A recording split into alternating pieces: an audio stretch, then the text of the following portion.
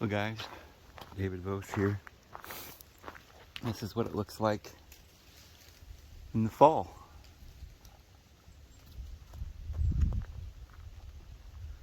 Isn't it nice?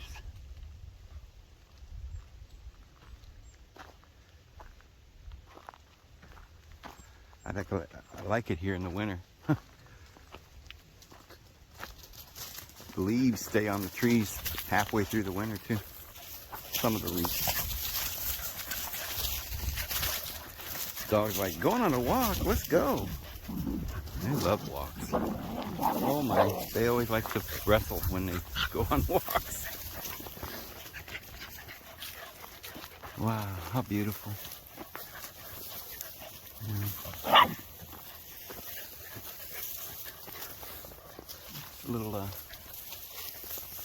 new juniper tree growing. Should water it. I don't know if that would make it grow bigger.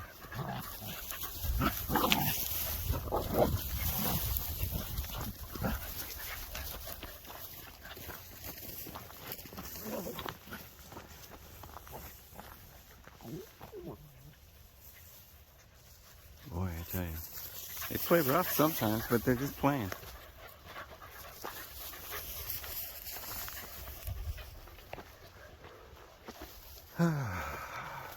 I don't know, guys. I feel like I'm in a movie somewhere in the future and there's no humans left. And it sounds really, it almost sounds funny now that I say that. You know, you guys probably thinking, oh, these guys really funny, you know. But you know, it really feels that way. I imagine some of you have been feeling odd too. It's just,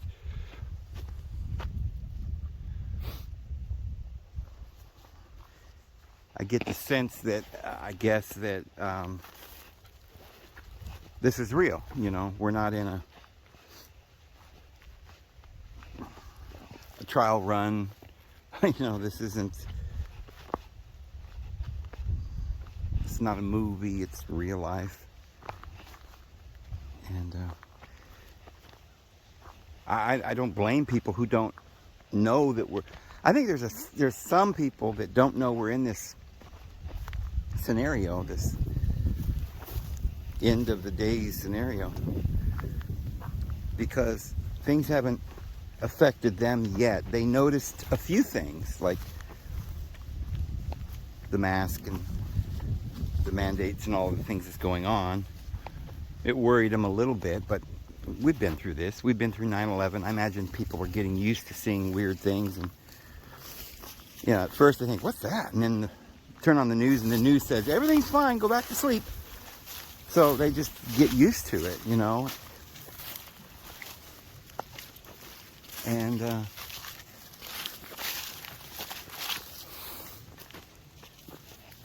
I don't think, man, I guess it's like Job's Witnesses. I grew up, you know, Job's Witness, and thrown out on my ear and everything. As I say, I'm not a Jehovah's Witness now at all. Of course, I don't believe in anything they say and teach. But I remember how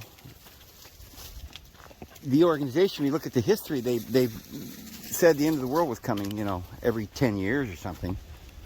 But or so every so many years. But it seems like the world just forgets that we said that, or they said that, and forgives them or something. And never mind, the Bible says that a prophet who speaks in the name of the Lord and it doesn't come true, that's a false prophet, you know. So they use that very argument for other organizations. So they're false prophets, therefore don't listen to anybody. But somehow or another we're true. And so I think people, how could people believe and get fooled so many times? See, I guess I did go through a trial run, or a simulation of the end of the world when I was in the Witnesses. I was in a small organization that kind of mimicked the whole world. It was a world where it was all policy and politics. it was subterfuge and propaganda. And you kind of had a weird feeling deep down inside that this is all lies and it's not true, but you continued to believe it because everyone else around you believed it, especially people you loved, your family, your mom, your father, your dad, your brothers, and there's a little paw prints. I guess the dogs just did that or something. Maybe it's raccoon, I don't know.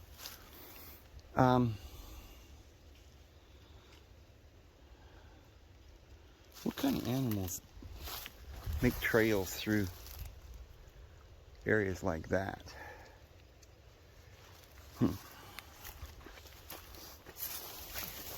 So I know how people act, how they can be controlled. And I know because of that experiment that I went through, or experience, that it can happen to anybody. It happened to my family. It happened to me. I mean, I remember how I was thinking. I was thinking that the words that I was speaking weren't necessarily my own words, but I kept speaking them. This is the truth. Are you in the truth, brother? You know, other people use different lingo. They say, are you born again? You know, do you know Jesus? Now, I'm not saying I believe in Jesus, but words that we are told to say that we don't know the meaning of ourselves, that we don't, it's not a true experience. We don't really know what it means to know Jesus, but we're still running around telling everybody, do you know Jesus? I mean, that's an example of what I'm saying. It's like, and it doesn't matter. Some of the things that we say we believe might even be true. It doesn't matter if it's true or not true. It just, all I'm saying is that we're not, in reality, we're not using our,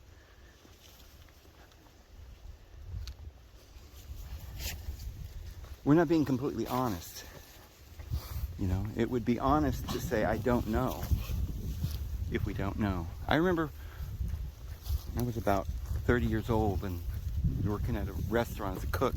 I was a head cook, you know. Anyway, I'd come in every morning and make soups, and then I'd go online and help the line cook. And just remember one day, he and I had, I don't know, guess we got some beers or something. We went, after work, we went, took a walk in nature, and we were just, you know, I found it unusual because this guy was sincere, and you could talk to him. And most people, they're very superficial and whatever. And so we got to talking about some things like God and stuff. And I said, do you believe in God? I don't even know why I asked him that, but I remember his answer really, really, really impressed me at the time, you know, because his answer was, I don't know. I don't know. I mean, how could I argue with that? I could say he was a liar. You liar. You know there's a God, you sinner. You know, I trusted, he was telling the truth. He really didn't know.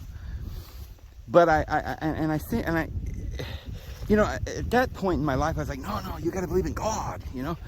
And I was like, wait a minute, I can't tell him, you got to believe. You know, I got to show him evidence, and I couldn't show him or prove to him. I realized it was something that was a much bigger subject than what I had allowed my own mind to accept. Believing in God, well, believing in this world, you know, wondering what is reality, you know, is, deer tracks again. They just come through here every day. They live down here. But,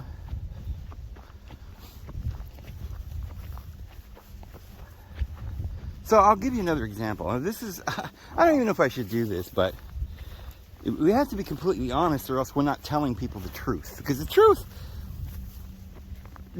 what does the word truth mean? It doesn't mean facts that are true. all the time. It doesn't always mean that.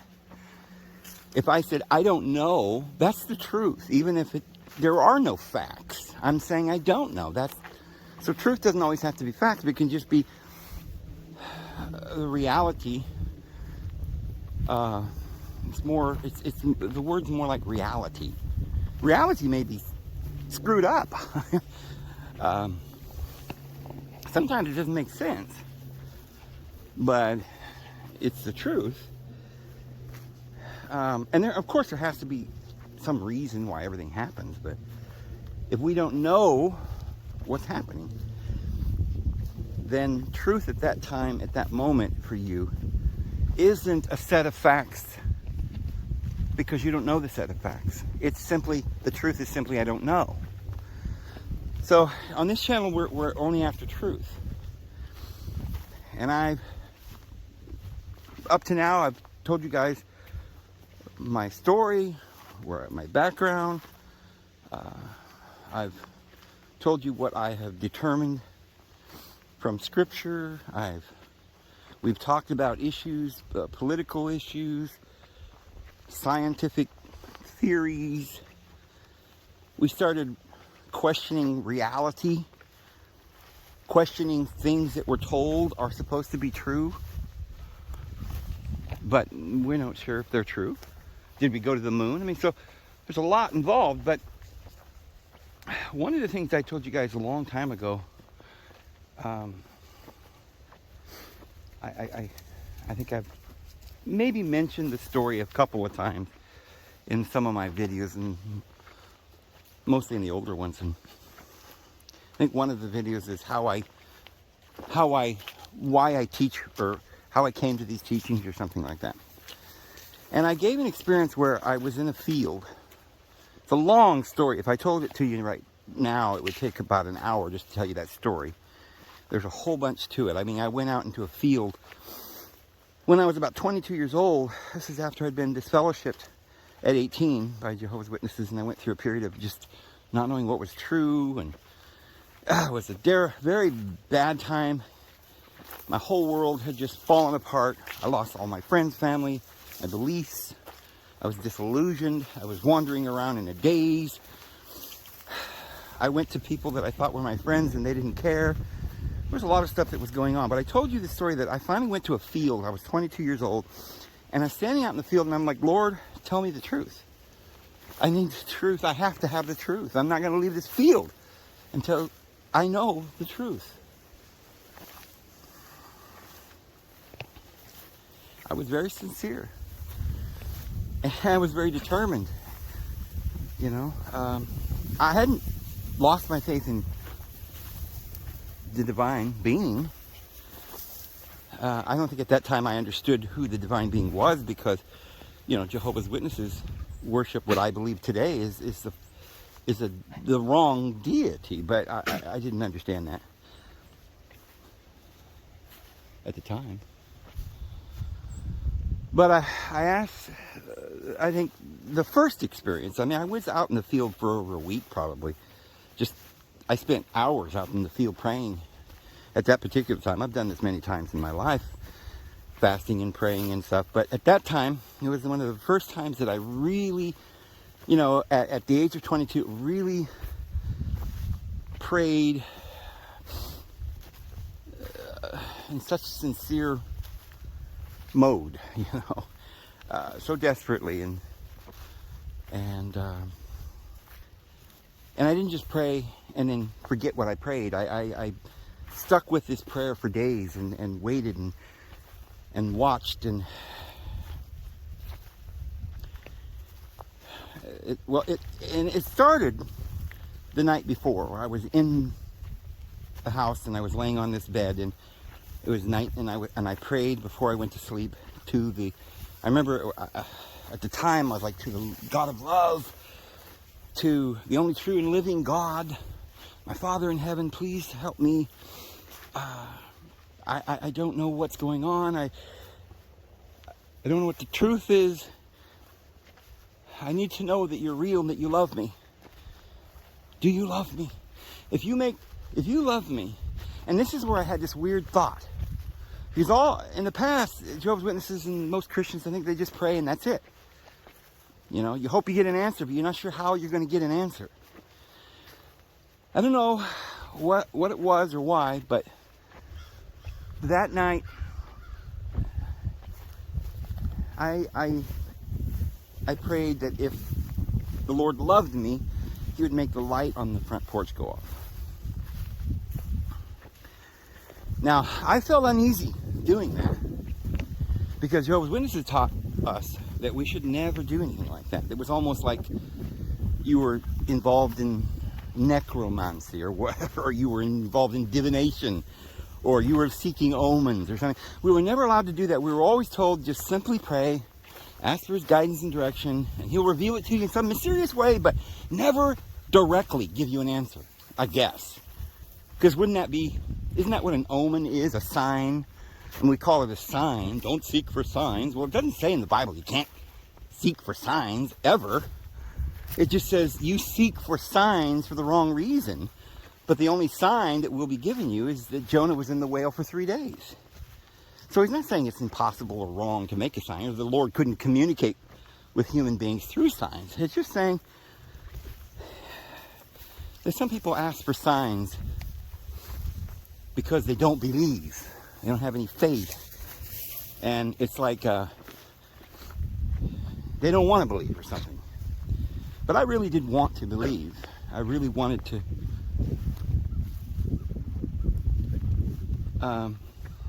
know the truth. And I was sincere. So I felt in my heart at that moment that, you know, I've been praying my whole life and I didn't know the truth. And I was deceived for years. And I thought, well, look, I can't just continue on being a Jehovah's Witness, because that led me to deception and confusion. And something that I was doing was wrong. I had to find and seek a different way. But of course, it had to be true, but I had to find the truth. But I knew it was going to have to be something a little different than what I'd been doing, because what I was doing was wrong. There's a wind coming up, so I hope you can hear me. That bird.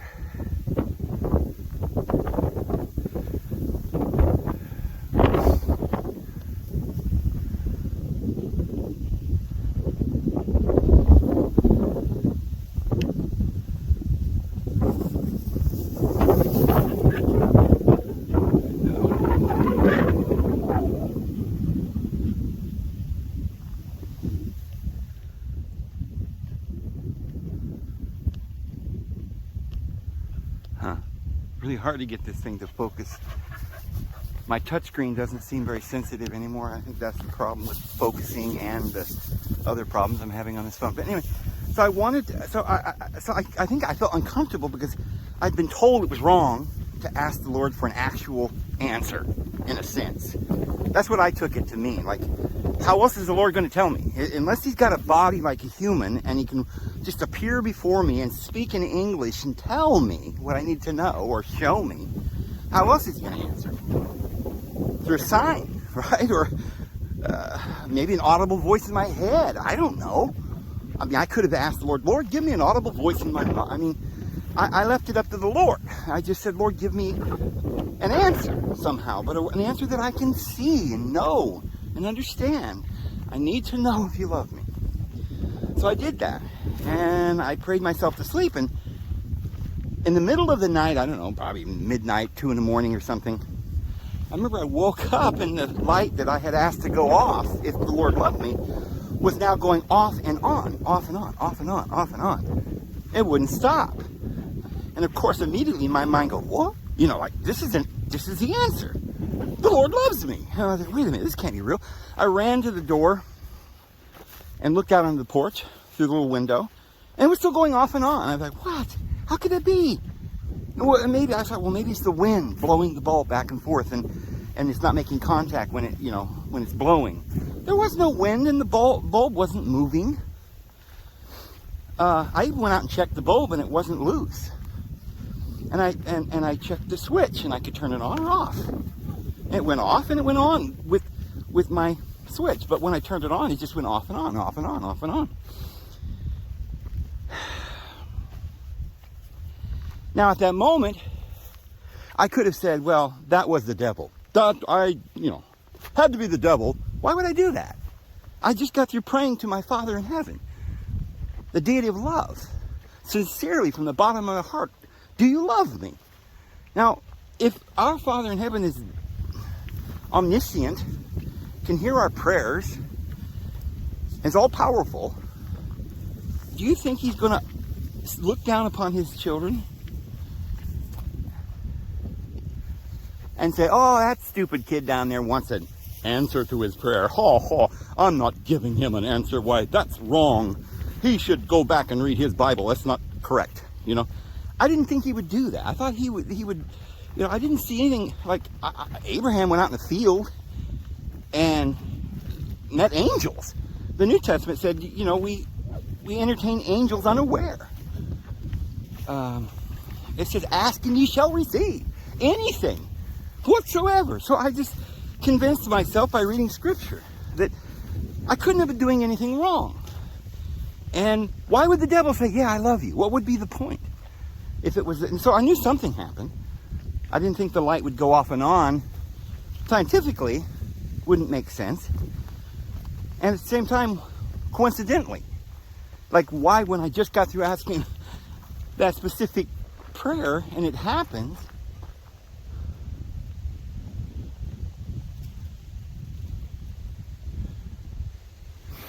somebody up there hunting, so I don't want to disturb them.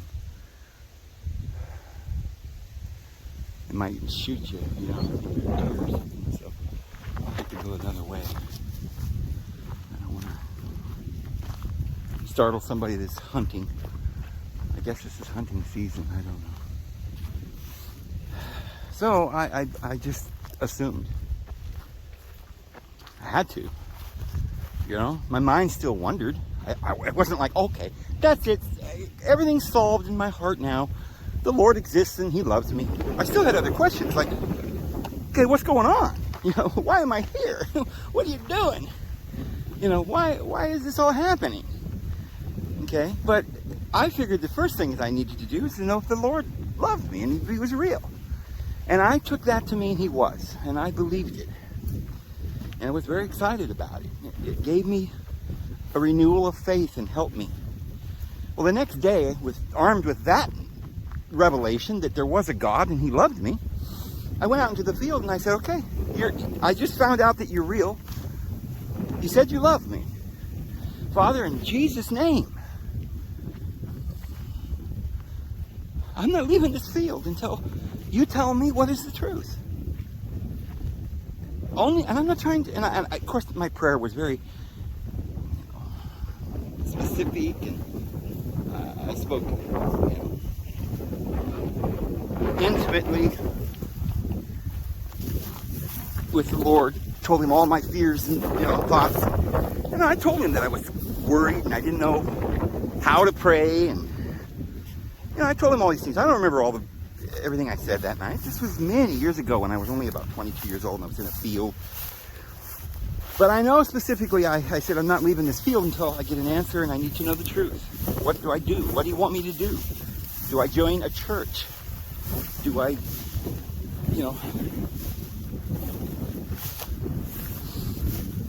So I stood there, and I don't know how long I stood there. I didn't have a watch or a clock and didn't pay attention to time. It was probably an hour or two that I just stood in the field and waited and waited and waited. I think it was a couple hours.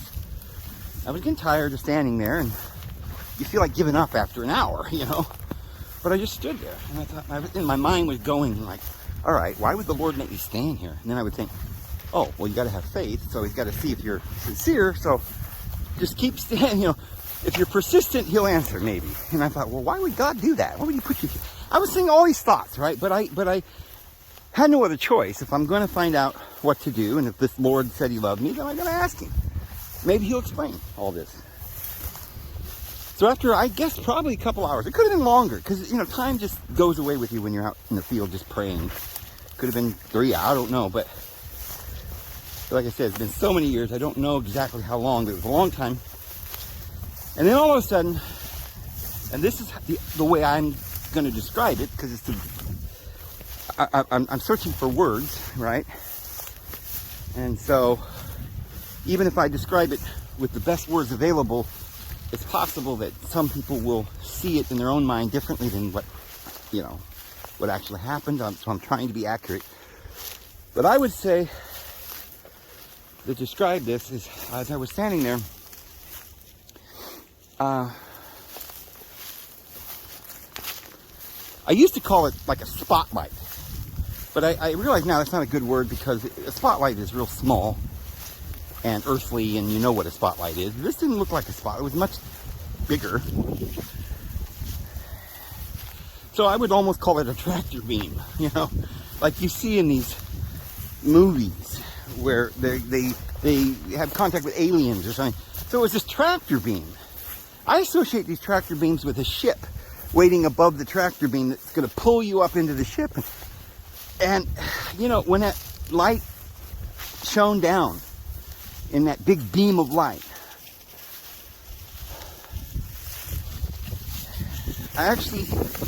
it was running through my mind as what's going on here. What is this, aliens? I didn't expect, I was asking the Lord to tell me something, but I don't know what I was expecting. I don't think I was expecting a spaceship. And I don't even know if I could believe. And then you can imagine how difficult it would be for the Lord to even come to somebody and tell them anything, because people would be scared. They've been taught that everybody's the devil. So if the Lord came to you, you'd think it was the devil and you'd run. A lot of people, especially Jehovah's Witnesses and a lot of people, Christians of all kinds, would probably think anything that was supernatural was of the devil. So what is the Lord going to do? He didn't want to scare people. But I think when you're sincere and he knows that you're ready to, you really truly want to know the truth, and you're going to respect that truth and acknowledge it and act upon the truth that he's going to, and that's going to do you some good, I don't see why the Lord wouldn't reveal, since it says in the Bible he would. So again, all these thoughts going through my head, but the thoughts that went out are: hang on, trust in the Lord, don't be afraid. I'm sure Daniel was afraid too when he saw the angel, and he fell sick 21 days. It says he fell down dead, almost like he was just paralyzed, And I've heard many experiences like that. So I saw this tractor beam. I was scared out of my mind. I didn't know what it meant. I thought, well, maybe I'm supposed to follow it, go in the direction of that light. So I went in the direction of the light.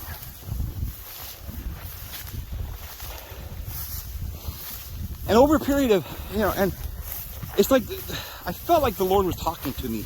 I use the word telepathic. I got thoughts in my mind that I don't know where they came from.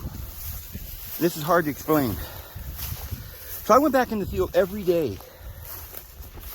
I don't know, for a week or more. And every day was a bigger event.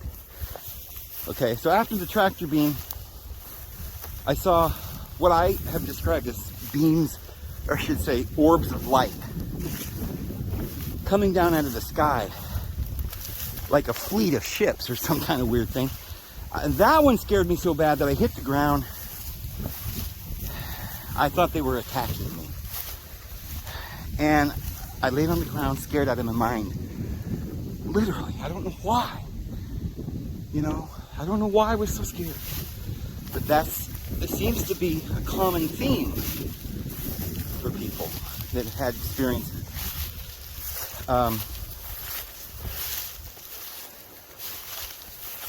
Then I saw a beam, a white glowing beam. Now, I hate to tell you this, because you might expect, because you've heard probably people say, oh, the beam that I saw was bright as noonday, right? You hear that in the Bible, bright as noonday, the angel shone, or something. I expect that the higher angels are brighter. So my angel that met me, or whoever it was, or whatever it was, I could see vividly across this football field. It was a track, actually. It was like a quarter-mile track behind the school. And I could tell it was a person. I sat and looked at it across the field for a minute as it stood and looked at me. And I remember taking note of a few things, like, because I was thinking, what is that? You know, some guy dressed in a white suit? And I realized, no, his head is white, his feet are white, everything. And I'm contemplating this, and I'm thinking, this got to be an angel. I mean, after what I just prayed, you know, obviously the Lord's answering me. But I'm still scared out of my mind. So here comes this white being toward me. And, like I say, it was across this track. I think it was a quarter-mile track behind the school. And I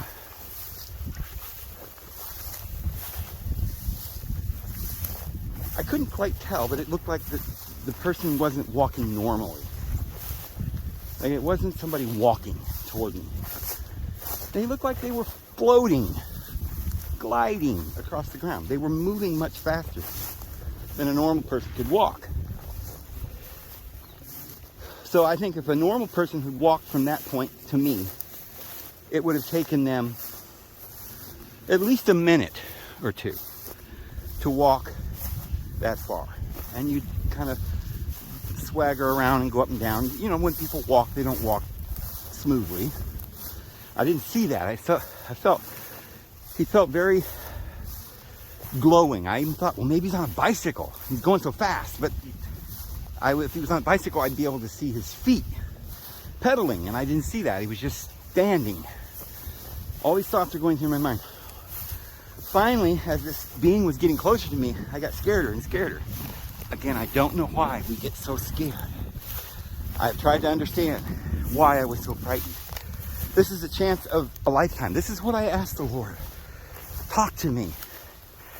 And I thought, why didn't I just, as the angel went by, why didn't I say, angel, or hey you, talk to me? I'm sure that if confronted, that whoever this was in front of me would have said hello or something, right? Why? But instead, I just stood there frozen. And I remember as that person got within 10 feet of me, I felt paralyzed. I really felt paralyzed. But it's a strange thing because I've thought about it since that time, and I've wondered if it was really paralyzed, if I was paralyzed, or was it just that was my interpretation? Because I don't necessarily think I couldn't move. It's just that I didn't. And then I realized, wait a minute, it was only a split second. So how was I paralyzed for a split second? What does that mean? I just know in that second, as that being was next to me, I wasn't able to actually consciously view and see his eye. I just didn't look at him.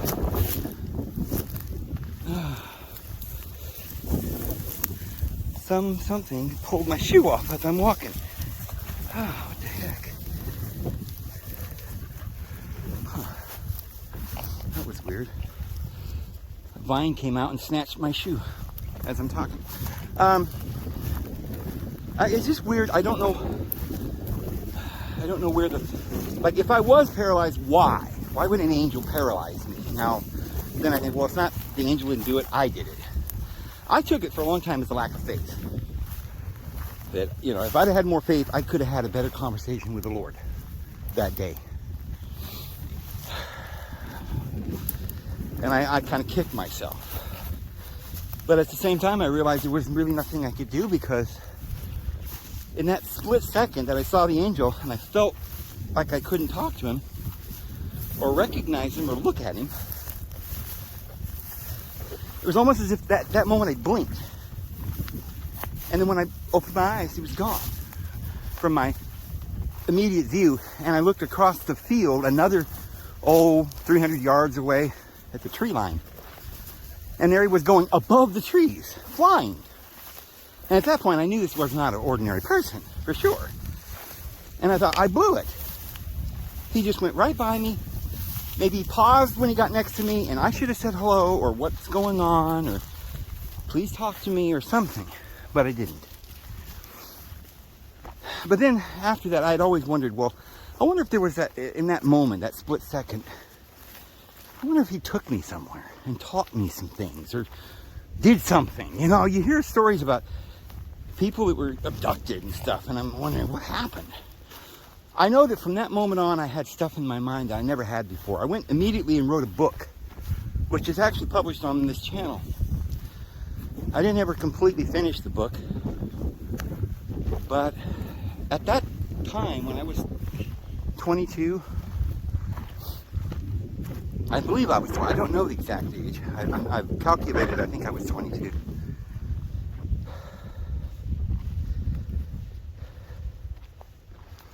But at that time,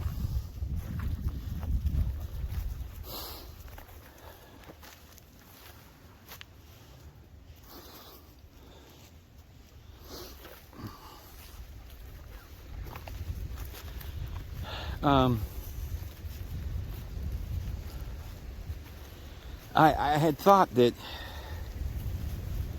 maybe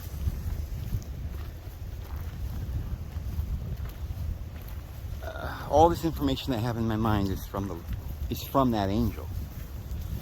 That somehow they because I know that I was spoken to telepathically. I have words in my head that the angel spoke to me, but I don't remember him speaking. But just a certain simple message, just kind of stuff that I don't fully remember. But the thing of it is that at that time I could not have known. I didn't know the things I teach today, the things that we've been talking about the Bible and Yahweh. I didn't know any of it. But I immediately go back and I write a book where I describe all this mythology and kind of mishing all of the Greek, myths with biblical stories. That's what I do now. But I had no conscious choice in doing it. I didn't think about doing it. I just made a video one day and got into it and made more videos about it. But where I was getting the information, I was never quite sure. Like I've said, I don't read books, and I don't,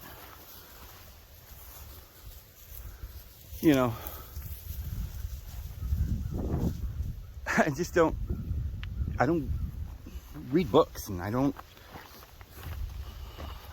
I spend all my time praying or thinking. I used to think for hours. Of course, most of those years there was no internet, and I spent just long hours praying and thinking. I read a few books, but most of the books I read were after that time. Probably around 25, I read a few books in that area. But no book did I ever read that explained all this mythology. So I just thought it was a fantasy, a novel. I really did. I thought I wrote a novel. But I think at the same time I kind of felt like it was partly true, like it was coming from something within me, like inspiration, but I didn't really, specifically think it was, inspired of God or anything. I just simply felt that I was putting down on paper stuff that was somehow in my heart, and I didn't consciously wonder or figure out why. But something happened, and I cannot tell you. Well, today,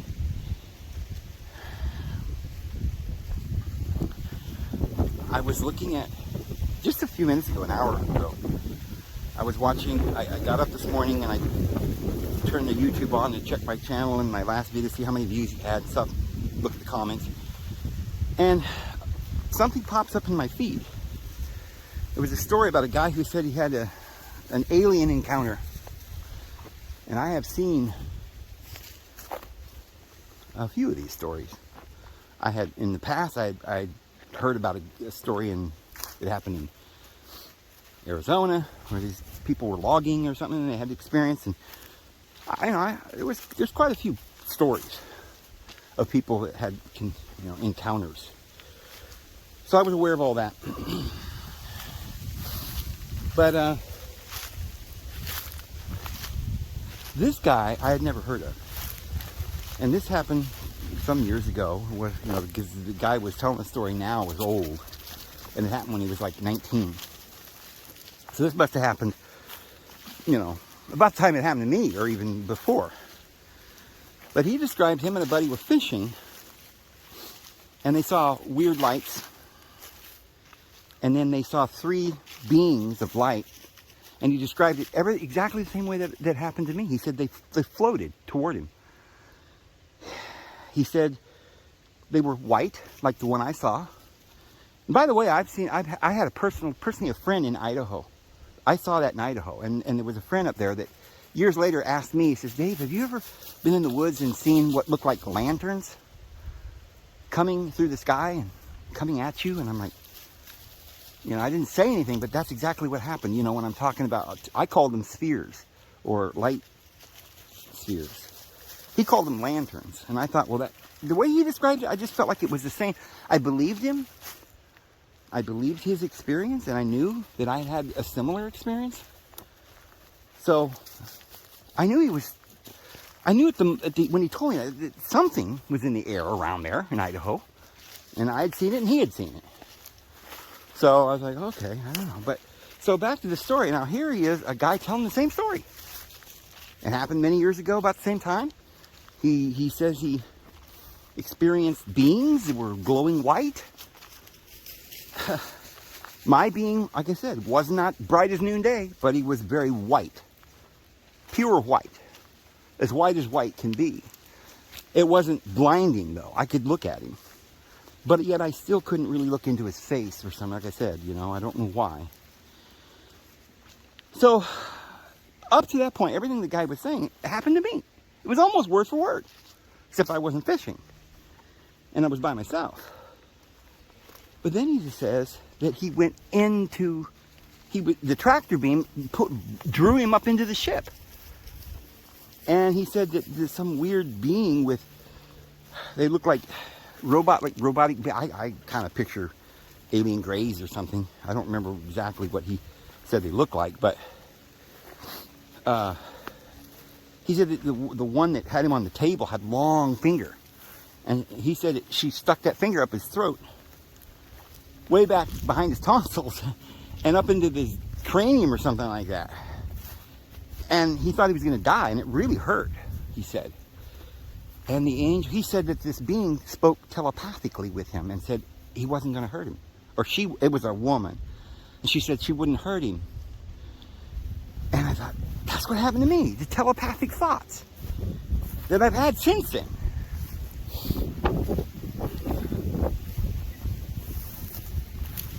And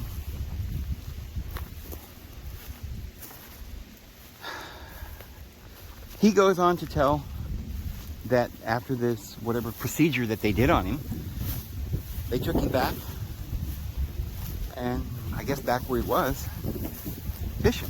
And they went and told the police. They went and told the sheriff. And this was, I guess, a big thing. There was articles about it, and maybe it was a book written, I don't know. But the sheriff describes this man coming and telling him what had happened. He said, man, something really happened. This guy was scared out of his mind.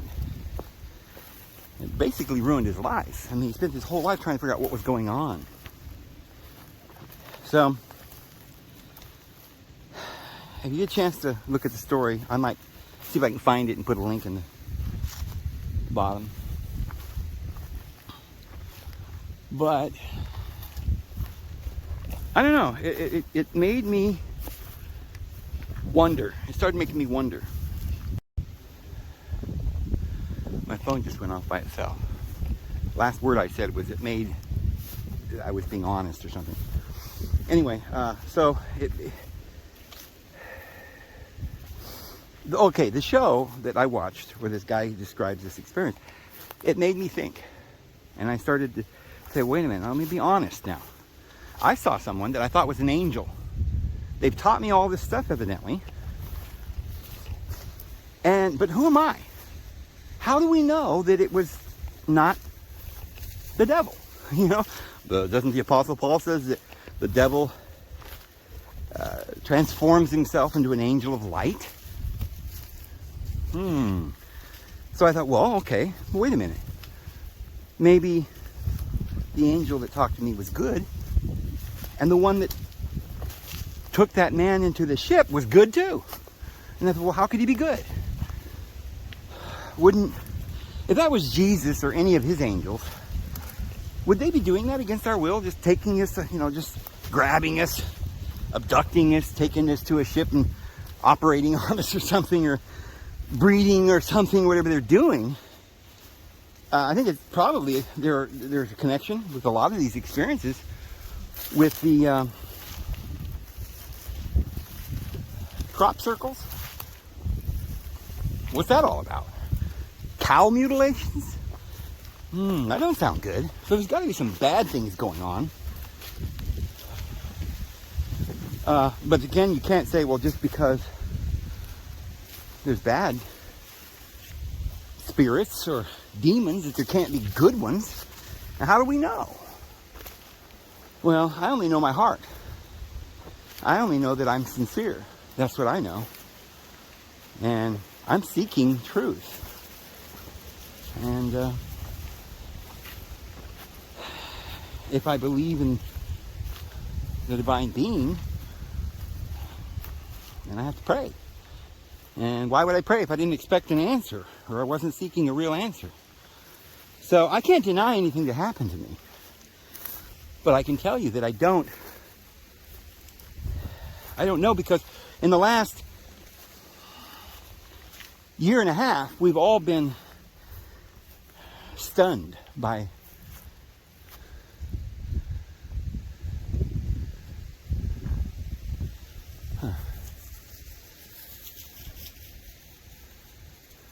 somebody's up here.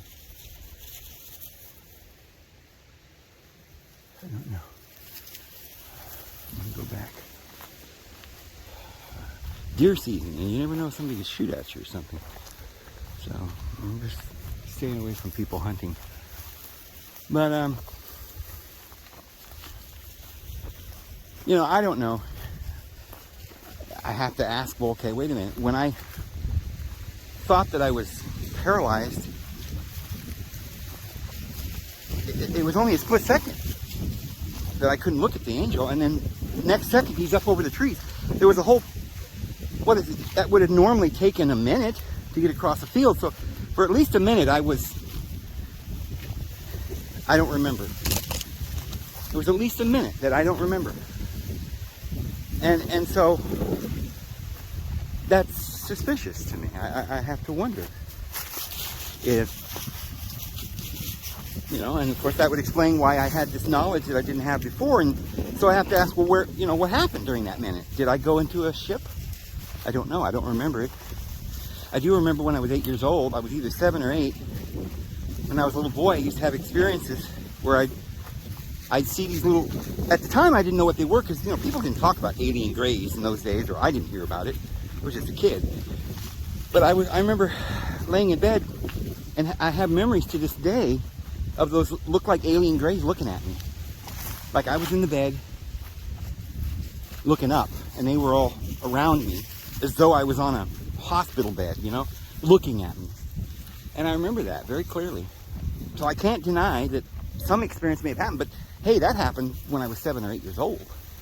I don't remember anything like that happening at the time. And so I'm saying, okay, if that happened, then am I willing to accept the fact that these are good beings? Well, maybe. I mean, hey, are they under any law that says that, you know, the Lord can't abduct you and take you to a ship? And maybe, you know, I'll tell you another thing, and I've talked about this before. I have a bump on my head. If you guys have seen, you've probably seen in some of my videos where I'm, you know, my face is on the camera, and if you look, there's a bump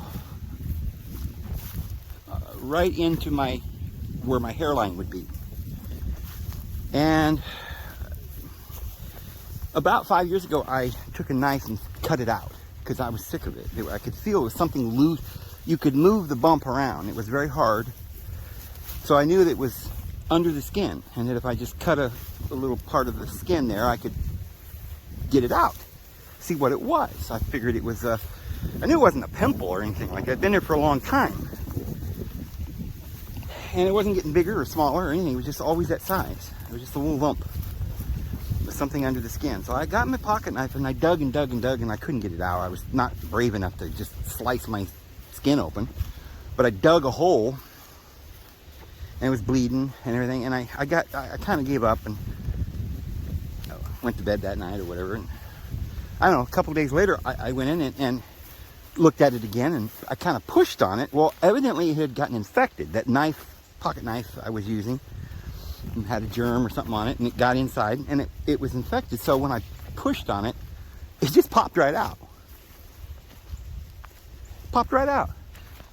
And I'm telling you guys, I don't know what it was, but it looked like a computer chip to me. It was silicone type material, very like white plastic. And inside the silicone covering was a little black, what looked like a little chip. And so far as it looked like a chip to me. I put it in a little box and had it on a shelf somewhere. And then I went somewhere, I lost it. I don't know, it's gone now.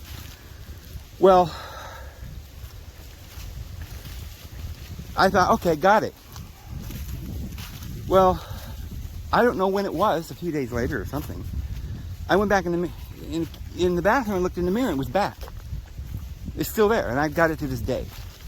The reason I don't take it out again, which I'm thinking of doing, but it's hard for me. It's hard to cut your own, do an operation on your own head, cut your skin open. It's hard to do. It takes a lot of nerve, but I've done worse things, like pull my own teeth. But I just haven't, done it yet because I already did it. And the reason I haven't done it yet is because the last time I did it, I ended up getting so sick I almost died. And I'm not kidding you. I never went to the doctor because I don't believe in that. I know that if I had gone to the doctor, I would have died. They would have said, oh, you need a new heart or transplant your liver or something. They would have died, for sure. So I didn't go. But I couldn't walk for 3 months. And then after that, for a year, I limped. The whole left side of my body was paralyzed. For 3 days, my lung was so, I couldn't breathe. It hurt so bad. Whatever it was, it went into pneumonia. It was serious. I mean, I can't describe it. I'm telling you, I would have died, but I crawled to my truck. And I literally crawled. It took me, it was a lot, very painful, but I made it into my truck and I drove to Walmart. And I crawled out of my truck and I crawled across the parking lot. People were looking at me like I was crazy or something was wrong with me. But I had to for my own life. I crawled through the store. Nobody said anything. They just looked at me weird. I went into the produce area and got me some garlic cloves and took it to the register and crawled over there and purchased it and went home. And I started eating a clove or two of garlic every day. And that's what probably saved my life. And of course, at the time I was vegetarian and all I did was eat raw vegetables and stuff. And so I got better. It took a while. So I have always wondered if that wasn't the reason. When I pulled that out, that somehow or another they were, I don't know what that was. That they were monitoring me, if it was hooked to, parts of my anatomy that, gave me, like it was somehow maybe monitoring and controlling me in some way. And once I pulled it out, my body had to adjust and it was very, I don't know. So there's a lot of weird things that have happened to me in my life and I don't really understand it. But I will tell you this, I do believe that what I am doing is sincere. And now that doesn't mean it's right. But if it's sincere, you're better off than if you were not sincere. Because sincerity means you're looking for the truth. And I'm telling you that I'm looking for the truth. And I never accepted point blank anything that anyone ever told me, even including angels. If an angel of God came down and said to me, Dave, go murder everybody, I wouldn't do it. Because I don't believe that. For my own conscience. I wouldn't believe it if God himself told me to kill everybody. Which is probably what happened in the Old Testament when Yahweh was telling everybody to kill everybody. And they thought, well, it's God, I guess I better do it. I wouldn't do it. Now, maybe I would have when I was younger, but because of my life experience and what I believe at this point, I believe we all have to make a decision about what is right and what is wrong. Nobody else can make that for us. And the truth, I don't claim to know it all. But I do claim that I'm searching for truth and only the truth. And that's why I don't read books. Because I'm not interested in what somebody's theory is. It may persuade me to believe in something that's not right or get me off the course. So I'm focusing. If there is a God, then I believe that God will answer if he says he will. So I trust in that. Now, can I prove to myself and everyone else that there's no possible way that I've never been deceived by maybe these beings aren't all good? And well, I'm not with them, right? I don't know who they are. I just know what they told me. And I can tell you, I verified almost everything they've ever told me. I've verified it to be the truth. That doesn't mean there isn't some falsehood in there, that maybe the devil tells lies just to get to one false thing. But see, all I'm saying is that if the devil is the one telling me these things, well, that doesn't mean I'm going to believe it. I'm paying attention. I'm using my mind. I'm trying to understand. And I do believe that there's got to be a way to figure it out, to know the truth. And if there's a devil, there's got to be a benevolent divine being. If there's demonic beings, there's got to be good ones. I mean, I don't believe that the universe is just made up of evil fiends. That there's, it's just torture and evil and misinformation and lies. There has to be something, somewhere, where there are people that care. I don't know if you can find that on Earth very much anymore, but there's even people. What you find on Earth is some people don't know. They're doing their best. Oh, this wind, I don't know how much you can hear. People are doing their best, but they may be ignorant. So you have to calculate that into yours. You can't just ask anybody, what's the truth? They may tell you anything, and it might not be true. Well, they're not liars, they just don't know. But they might be lying to themselves. They might say, oh, I know it's the truth, but they don't really know it. Okay, we get that.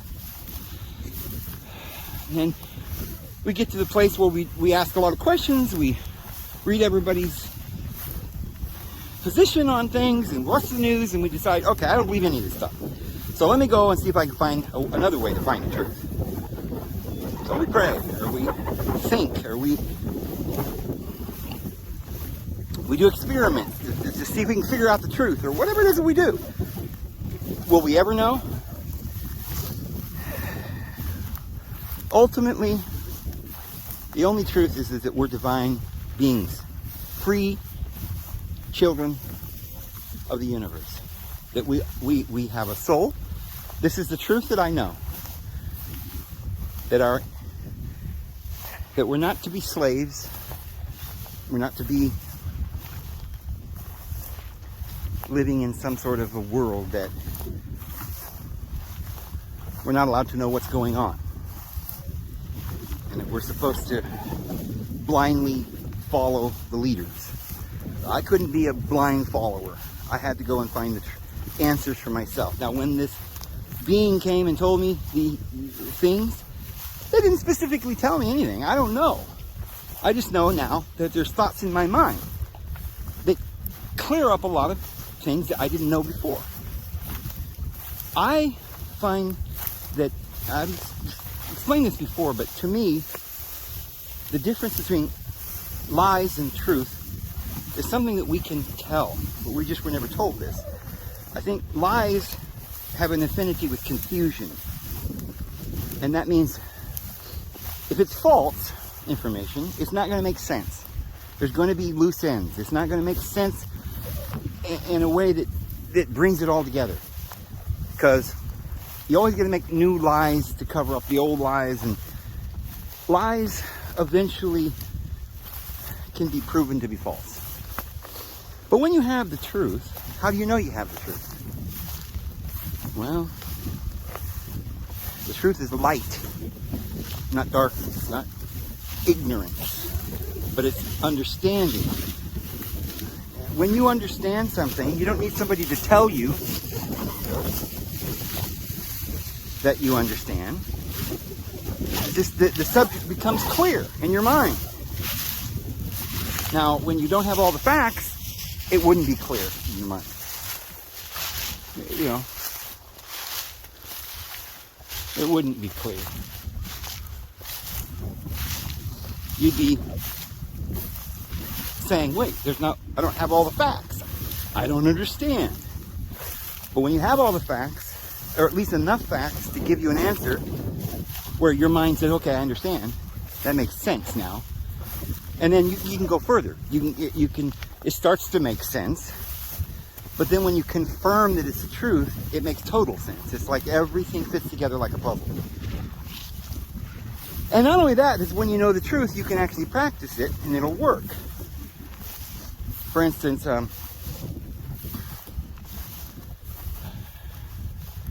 well, there's all kinds of ways you could determine that what we've been taught isn't right.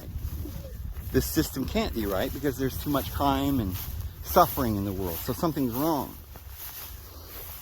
So for people like Jehovah's Witnesses or Christians that don't believe we should get answers, and that if we met a being, it would probably be the devil, those people are basically saying they don't know the truth but for themselves, but they got some priest or some book told them an answer, and they're going to go by that whether they know it's the truth or not. They don't go by it because they know it's the truth.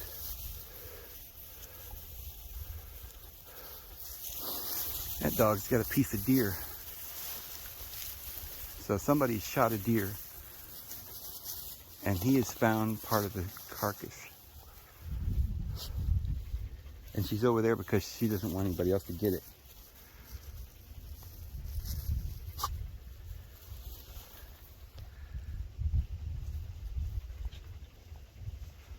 She put it down. You're gonna go back and get it, huh? Okay, I bet you do. I'll bet you go back and get it. She knew I was taking pictures of her, so she came over to smile for the camera. See what she's doing? She don't want any of the other dogs to go over there and get it. There she goes. You get her little prize. You gonna get it?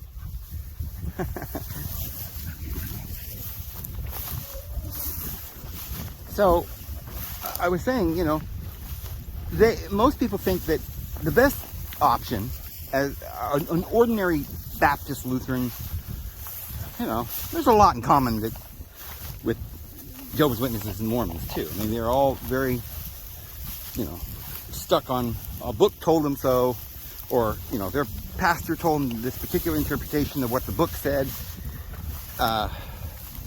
In this translation of a Bible that's been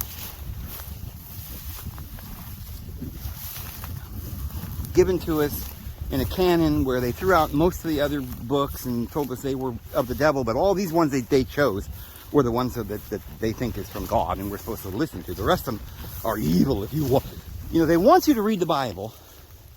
They tell you, have you read your Bible? Do you believe, my young man? But then if you say, yeah, I read the Bible, but it was these books that you threw out that are the same age as the books that you've got that purport to be of Jesus. And you're like, oh, you're not supposed to read those. Those are of the devil. When you ask them, well, then how do you know they're of the devil? Well, because it don't sound right to me. It was not in the King James. I don't agree with it. Okay, well, the King James actually had the Apocrypha in 1611, by the way. It was the Protestants that took it out. You see, we can't go by that kind of stuff because, you see, it's not inspired, and I don't know. They know that book's of the devil. Just like they know that the Bible that they're reading, or that the God of the Old Testament is their God. They know it. How do they know it? Because somebody told them. They didn't think about this on their own and get an answer from themselves. They didn't use their brain. They're going by what they're told. So I'm just saying that I could be wrong about a lot of things. Anybody can be wrong. But I'm not going by what I was told. I'm not reading other people's books.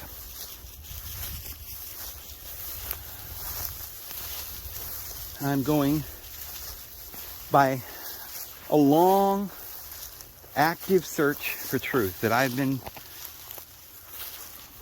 this thing I've been doing, searching, praying, calculating, figuring, watching.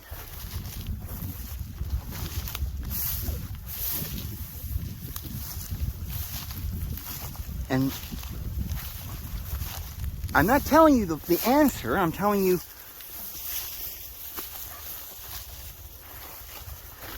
thoughts that I came up with. Information that seems to go better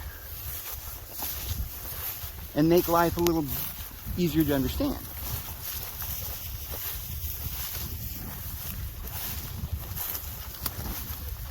It answers all the questions. And when I have a question I can't answer, I go and look for an answer.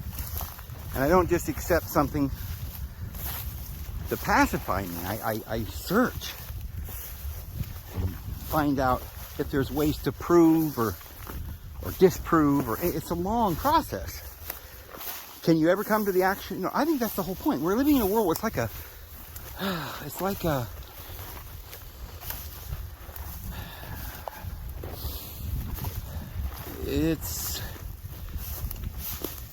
maze, or it's an illusion, a dream, and somehow I think we're here to figure out, to wake up. We've got to wake up, because everything here is a lie. I mean, not just what they're telling us is a lie, but I think that this physical ground,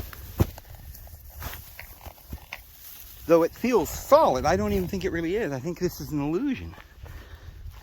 Our existence is not even, we don't even know what we are. We're left with trying to figure out who we are and why we're here. And some people say, well, we're not really here. We're all just going to die, and this was for no purpose. There's no reason, Dave. Or the other group's like, oh, you're just supposed to believe what you were told. Do whatever you're told.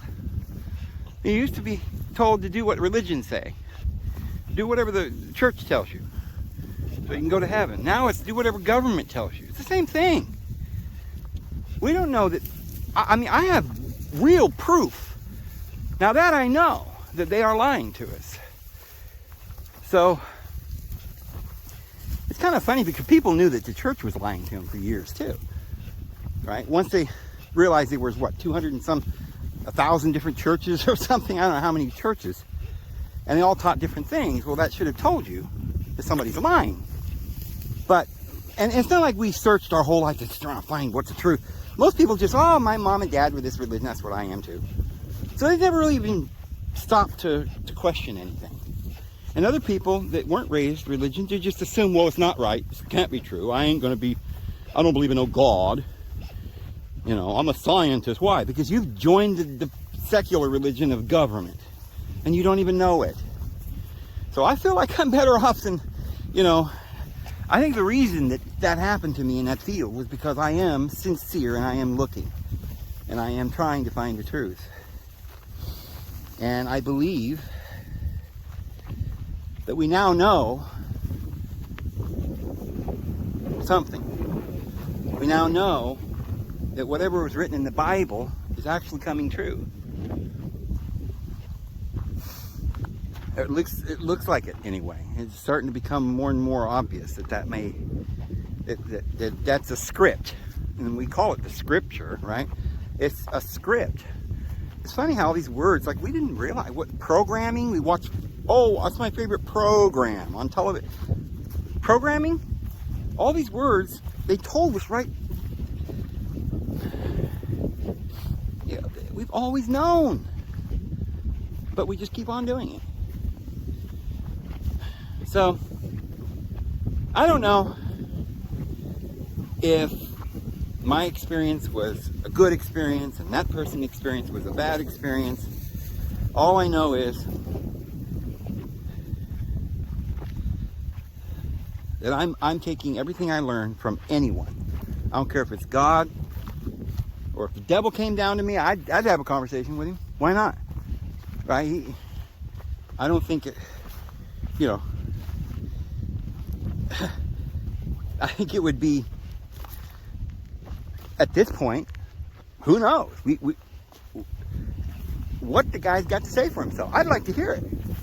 Like, what's really going on? Maybe he's going to explain some things we don't know what's going on here. Some things we didn't realize were happening. I'm sure it would be enlightening.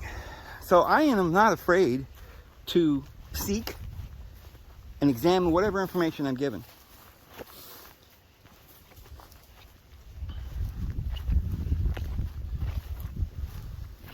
Man, it's getting really bad though, guys. I mean, there are people right now that are literally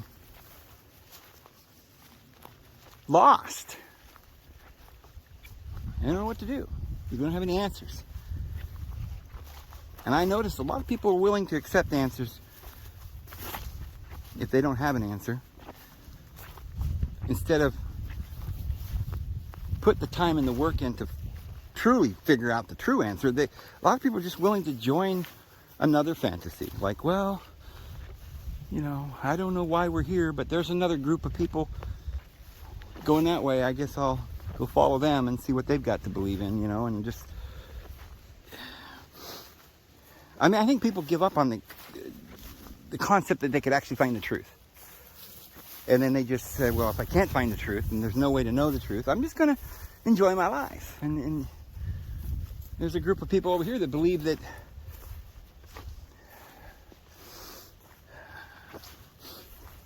you know, the great pumpkin or whatever. And so I'm going to believe in that because they're happy.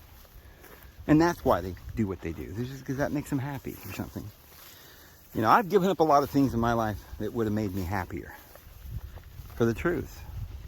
I've lost a lot of friends, my family.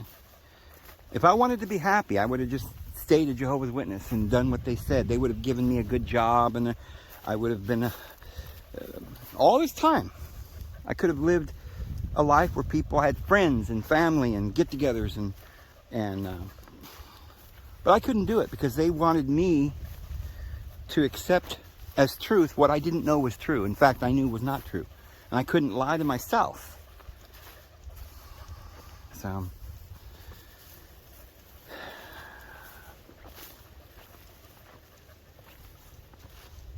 I just want you guys to know that you never know. There's always a way. I mean,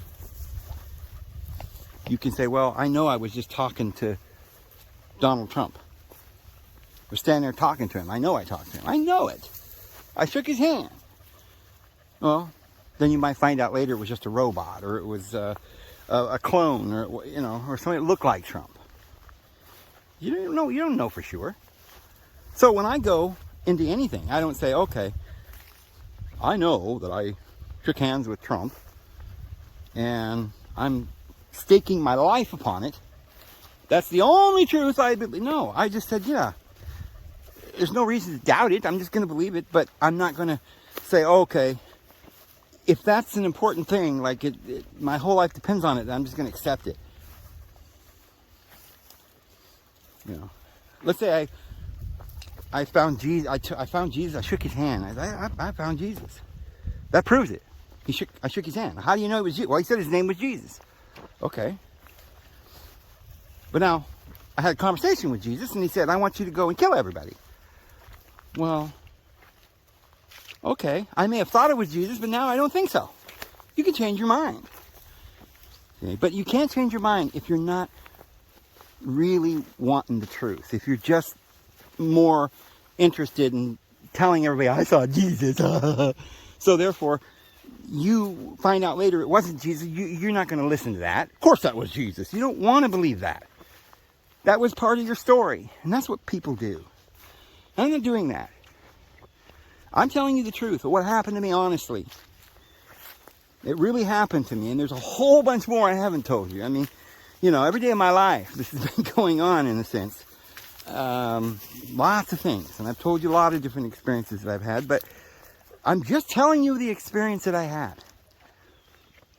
That's all I'm doing. I'm telling you that from those experiences, I am calculating, thinking, and trying to understand from all of this information what might be the truth. It's becoming very apparent that there are a lot of lies out there. And part of the pathway to getting to the truth is being able to understand and let go of things that aren't true. And that means we have to grow up and realize the most important thing is the truth, and not just so that we can be happy or pleasure or you know, when we are honest enough within ourselves to know that we're only after the truth, that we're not willing, I guess part of that is grasping the concept that you might not know the truth. Like I've often said, you can't get the answer to a question unless you ask the question. If you think you already have the answer, then you're never going to look or hear the right answer because you think you already have the answer. So the first part of knowing something is knowing what the question is. That's the thing. We have a question. Now, we get answers everywhere, or possible answers. And we have to decide from the facts what makes reality, what shines the light to open up a view of what is real. Not just some glitter.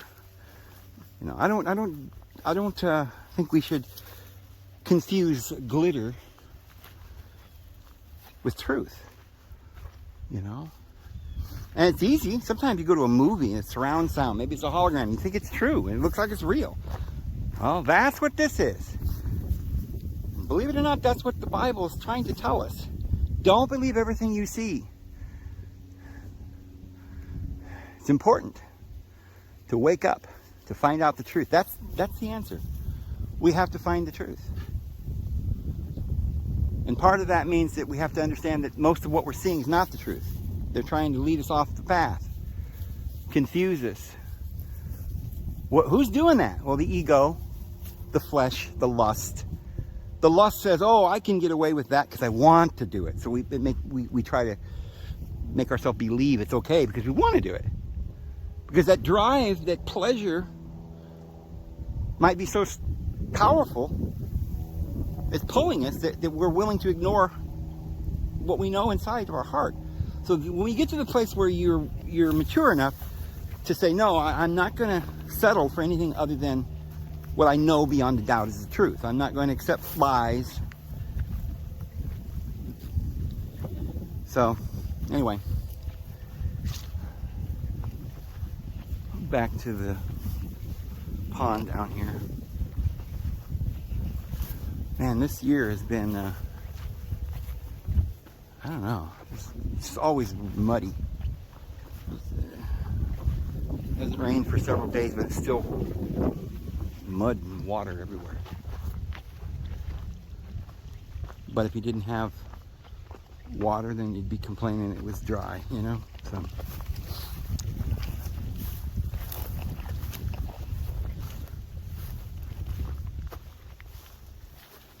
Anyway, I've decided that I probably just stay here. I didn't really care for Tennessee. There were, you know, it was beautiful. Around Nashville, it was pretty. But I went towards Knoxville. I don't like it over there. I mean, you know, it's pretty trees and everything, but there are real mountains over there.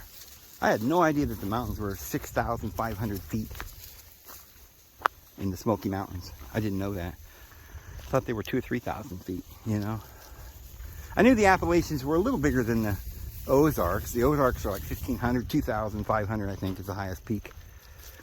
And I thought, well, it might be a little higher, maybe 3,000 or something. But man, you know, up in Idaho, the mountains were, you know, as high as, you know, maybe 14,000 feet. There might be a peak somewhere in Colorado. It's 14 something. But most of the mountains are like 7 or 8, 9,000, the very highest, you know, the big ones. So to have mountains 6,500 feet in the Appalachians, I was not aware that they were that big.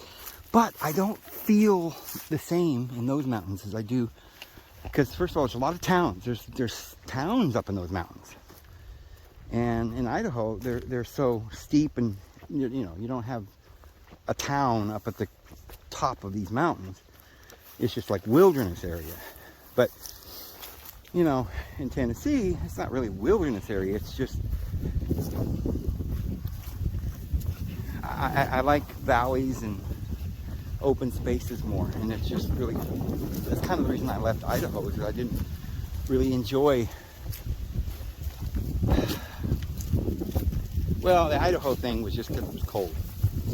I really got tired of the cold weather, but, and all the snow. But anyway, yeah, I don't know where I belong, guys. It's part of my quest, you know, ever since I lost my religion, you know. You know, there was a song that was out that year. I remember it was the year my daughter was born. And it was that same restaurant I was working with, that guy I was telling you about. And I was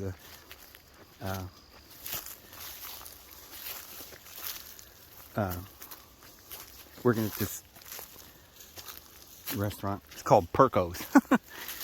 But I remember that when I found out that my daughter was going to be born, and I was so happy, and that day this song was playing. I'm trying to remember can't remember the name of the band. U2. I don't remember anyway, the song is "Losing My Religion, That's Me in the Corner." You know, it was a song I'll never forget, and it was interesting, and it was kind of the way I felt. And I've been going through that my whole life. I think most of us have. But I was lucky. I was a lucky one. Luckier than most of you guys out there, because I didn't have a home. I didn't have a family. And that was a lucky thing. Because if I had if I hadn't lost everything when I was 18, my family, my friends, my religion, felt like a vagabond just walking down the street. If I hadn't done that, I'd never searched for the truth like I did. Never would have found it. I would have just stayed. If my mother and father had stayed Jehovah's Witnesses and they had stayed married, and I just grew up as Jehovah's Witness, I would never have quit. I probably would have been convinced it was true. I never would have searched. I was literally forced to go find the truth because I was lost. It was a great gift. And that's what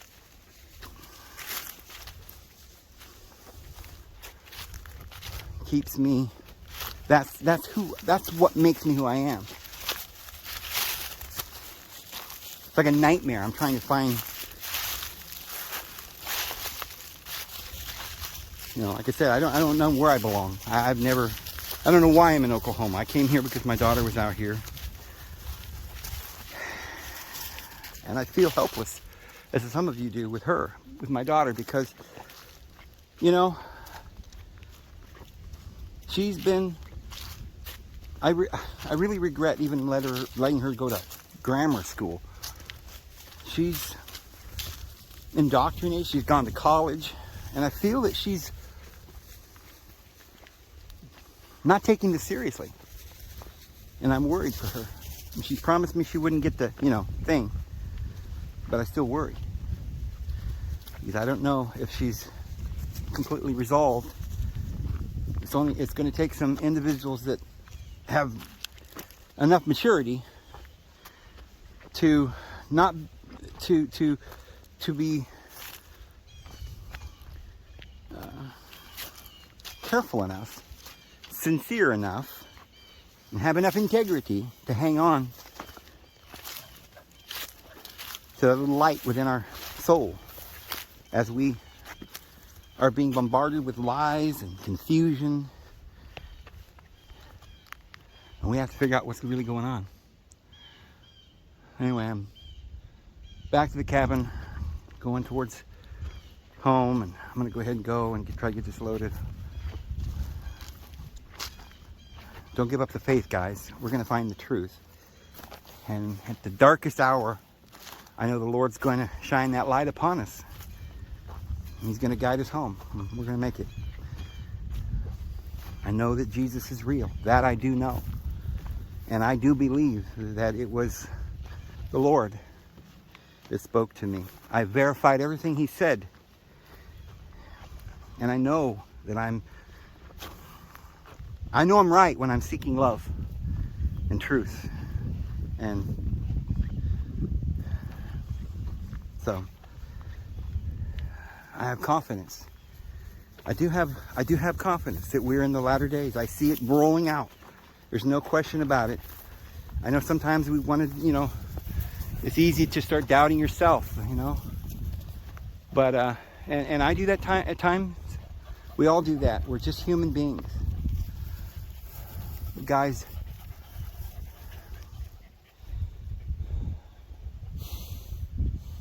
there's two theories in the Bible.